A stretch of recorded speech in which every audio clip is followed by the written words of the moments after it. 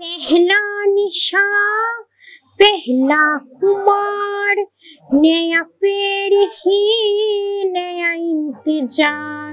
আস্তে আস্তে ওকে দেখে সুমন্তদের একটা চিন্তা ভাবনা আসলো যে ওর মতন এরকম আরো এরকম স্পেশাল বাচ্চারা যাতে নিজের পায়ে দাঁড়াতে পারে। সিদ্ধান্তকে আর সুমন্তকে আমি ওদের কাছে টু মাচ গ্রেটফুল। কতদিন আছে?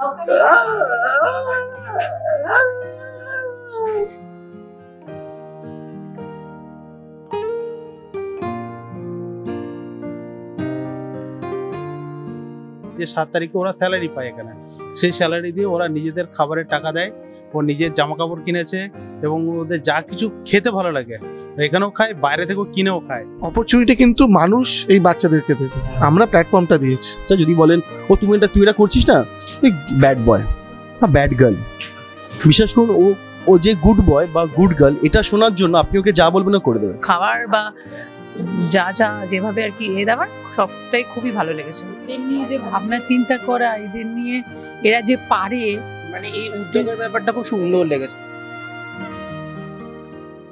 তোমার নাম কি? তুমি কতদিন ধরে আছো এখানে? অনেকদিন ধরে। 18 বছর পর হোম থেকে যে বাচ্চারা বেরোচ্ছে, স্পেশাল যারা autistic, mentally retarded, down, CP, এরা কি করবে? ভিক্ষে তো করবে না রাস্তায় গিয়ে, এ তো বাবা মা নেই যে এরকম করে চলে গেল। তো সেই চিন্তা ভাবনাতেই আমরা ভাবলাম কিনা আমরা একটা ক্যাফে স্টার্ট করি, চেষ্টা করি কি লোককে বোঝানোর কি এরাও পারে। কি করো তুমি এখানে? কি করো তাও কাজগুলো?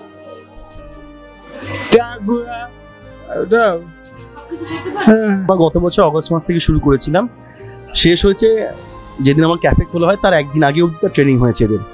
তো দেখুন ওই ট্রেনিংটা যেটা দেওয়া হয়েছিল, আমি কাজ করতে ওদের সঙ্গে বুঝেছি ওটা একটা ইনহাউস ট্রেনিং ছিল, কিন্তু প্র্যাকটিক্যাল কাজটা যত দিন যাচ্ছে, আজকে আপনি দেখছেন এই বাচ্চা যত এফিসিয়েন্টলি কাজগুলো করছে, যত এফিসিয়েন্টলি খাবার বানাচ্ছে, অর্ডার নিচ্ছে, এটা কিন্তু 23শে জানুয়ারি এই লেভেলে ছিল না। যত করেই যাচ্ছে না, practice makes a man perfect, তো যত ওরা প্র্যাকটিস করছে না তত পারফেকশন লেভেলে পৌঁছচ্ছে। আমার নাম অরিত্রি মুখার্জি,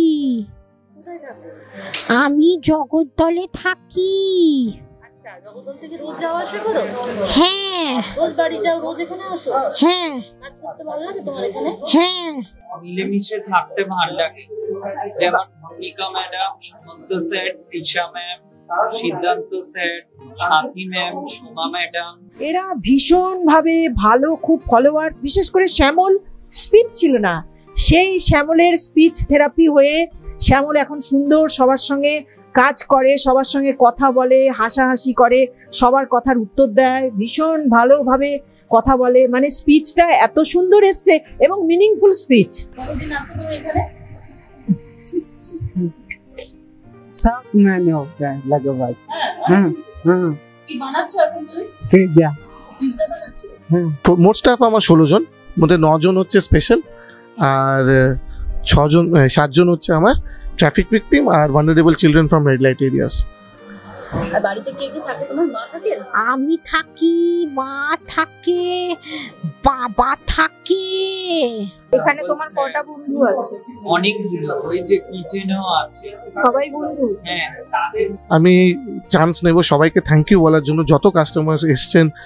আমি জানি না কোন রেস্টুরেন্টে কাস্টমার গিয়ে একটা ওয়েটারের নাম জানে, কোন রেস্টুরেন্টে গিয়ে কাস্টমার নিজের জন্মদিন সেলিব্রেট করার সময় বাচ্চাদেরকে কেক খাওয়ায়, বা বাড়িতেও যদি সেলিব্রেট করে এসে বাচ্চাদেরকে গিফট দিয়ে যায়। এটা এখানেই হচ্ছে।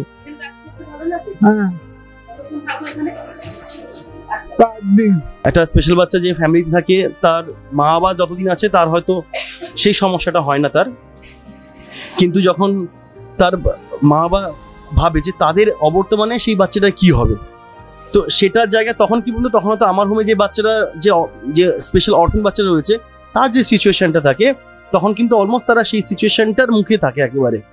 তো এই সমস্যাটা কিন্তু মানে এটা বলতে এটা রে অফ হোপ একটা, যারা যেই মা বাবারা যাদের স্পেশাল বাচ্চা রয়েছেন তারা একটা পেয়েছেন যে যদি এরকমভাবে আমরা একটা মডিউল খাড়া করতে পারি, যারা সমাজে যারা চান এইসব বাচ্চাদের জন্য কাজ করতে, তাহলে এটাকে আমরা আরো ভালো করে এই মডিউলটাকে আমরা প্লেস করতে পারবো, প্লাস অনেক বাচ্চা এখানে কাজ করতে পারবে।